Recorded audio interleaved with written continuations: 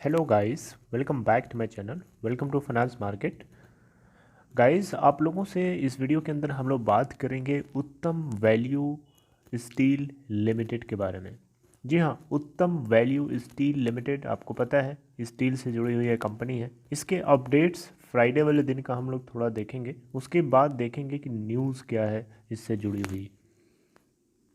अगर हम फ्राइडे की बात करें तो 0.20 के ऊपर ओपन होता है एंड वहाँ से 0.25 का हाई बनाता है, जो कि इसका प्रीवियस क्लोजिंग प्राइस भी था। लो की बात करें तो लोअर एंड पे ही ओपन हुआ था, यानी लोअर सर्किट पे ओपन हुआ था 0.20 के ऊपर, और अपर सर्किट 0.30 का लगा था। वहीं अगर हम बात करें फ्राइडे के दिन क्लोजिंग की, तो क्लोजिंग होती है इसकी 0.20 के ऊपर, लगभग 20% डाउन क्लोज होता है अपने लास्ट क्लोजिंग प्राइस के रिस्पेक्ट में। और वहीं पे अगर हम देखें तो टोटल जो वॉल्यूम यहाँ पे क्वांटिटीज़ जो टोटल ट्रेड होती हैं 204.8 मिलियन, यानी 20 करोड़ 48 लाख 17,737, इतनी सारी क्वांटिटीज़ यहाँ पे ट्रेड होती हैं। बीएससी के ऊपर अगर आप डेटा चेक करेंगे तो 45,21,997 क्वांटिटीज़ यहाँ पे भी ट्रेड हुई। 0.25 के ऊपर यहाँ पे क्लोज होता है, जो कि 0.25 इसका ओपन प्राइस है, वही इसका लो है, वही इसका हाई है। लोअर सर्किट 0.25, अपर सर्किट 0.27 का लगा था। कंपनी की मार्केट कैप अगर आप देखें तो 132.16 करोड़ है, और 52 वीक लो अगर हम देखें तो 0.05 है, और 52 वीक हाई है 0.85 का। अगर हम लोग 70 डिलीवरी परसेंट देखें तो 76.03% डिलीवरी ली गई है। पीई रेशियो इसका 6.61 है। रिटर्न की बात करें तो एक हफ्ते के अंदर यहाँ पे 20% का negative return. Year till date की बात करें वाईटीडी की तो 100% है, एक महीने में 55.56% है, 3 महीने का 63.64% है, सब नेगेटिव है। 6 मंथ का 0% है, 1 साल का देखें तो 100% प्लस में है, वहीं 2 साल का देखें तो 33.33% है, वहीं अगर आप 3 साल का देखें तो 60% नेगेटिव रिटर्न है। स्टेक होल्डिंग पैटर्न की बात करें तो देखिए जून 2020 क्वार्टर 1 का डेटा यहाँ पे अवेलेबल है मनी कंट्रोल के ऊपर। तो यहाँ पे अगर देखें तो प्रोमोटर्स के पास 46.12% की स्टेक है, जिसका 0% गिरवी है, यानी गिरवी नहीं है। प्रोमोटर्स के हाथ में 46.12% पूरा है। यहीं एफ की बात करें तो 0% की होल्डिंग रखते हैं। डी की बात करें तो 6.76%, तो वहीं रिटेल इन्वेस्टर्स यहाँ पे 47.12% की स्टेक रखते हैं। प्रोमोटर्स की स्टेक अगर हम लास्ट के 4 क्वार्टर्स की बात करें तो मार्च 2019, जून 2019, दिसंबर 2019 और जून 2020, सारे क्वार्टर्स में 46.12% की स्टेक है, और किसी भी क्वार्टर में गिरवी नहीं है। ये एक अच्छी बात है। और टेक्निकली अगर हम देखें तो इसका पाइवोटेड लेवल जो है 0.27 है, और रेजिस्टेंस सपोर्ट आपको बता देता हूँ। रेजिस्टेंस 0.28 का है, उसके ऊपर 0.32 का है, उसके ऊपर 0.33 का है। सपोर्ट की देखें तो 0.23 का पहला सपोर्ट, उसके नीचे 0.22 का, उसके नीचे 0.18 का सपोर्ट है। अब बात करें न्यूज़ की तो दोस्तों देखिए, न्यूज़ ये है कि उत्तम वैल्यू स्टील लिमिटेड जो है ये स्टॉक एक्सचेंज से डिलिस्ट होने वाली है। 23 नवंबर को डिलिस्टिंग की डेट भी आ गई है, जैसा कि आप यहाँ स्क्रीन पे देख पा रहे होंगे।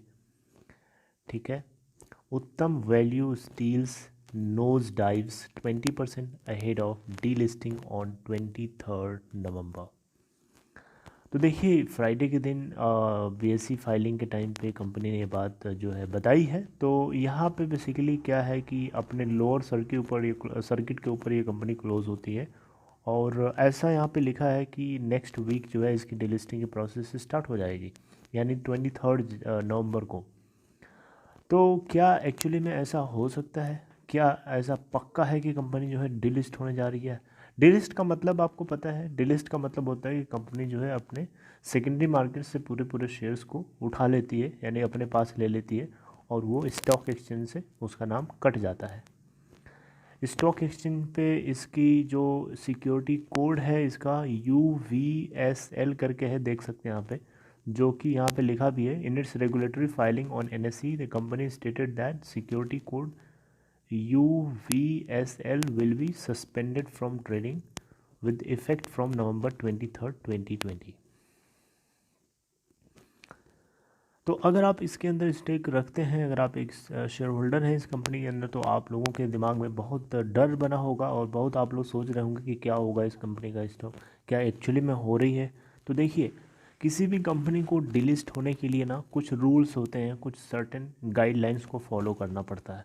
ऐसा नहीं हो सकता कि कोई कंपनी का प्रमोटर जब चाहे तब अपनी कंपनी को डिलिस्ट करा ले। अगर ऐसा होता ना तो वेदांता के साथ, वेदांता भी कभी पहले ही डिलिस्ट हो चुकी होती, लेकिन वेदांता की डिलिस्टिंग नहीं हो पाई, फेल हो गई। उसके पीछे कारण क्या था, आपको कारण पता है?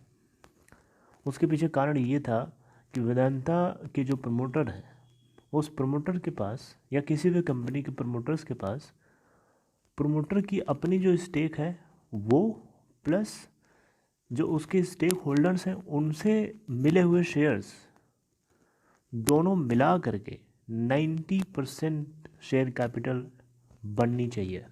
अगर 90% से 0.5% भी कम बनती है तो कंपनी की डिलिस्टिंग नहीं होगी।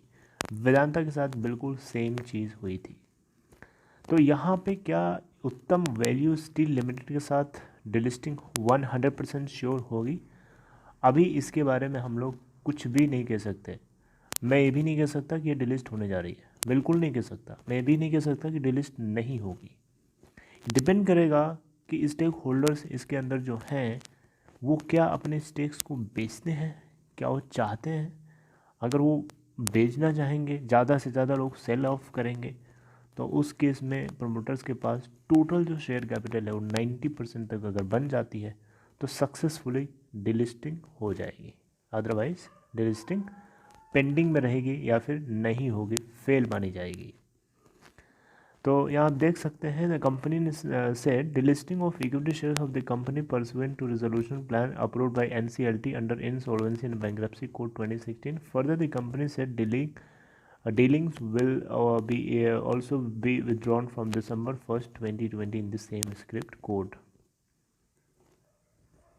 ठीक है, तो यहाँ पे लिखा है कि 23 नवंबर से हो सकता है इसकी ट्रेडिंग को सस्पेंड कर दिया जाए। जैसा कि आप ये देख सकते हैं, in its regulatory filing on NSE the company से stated that the security code UVSL will be suspended from trading with effect from November 23rd, 2020, which means closing hours of trading on November 2020।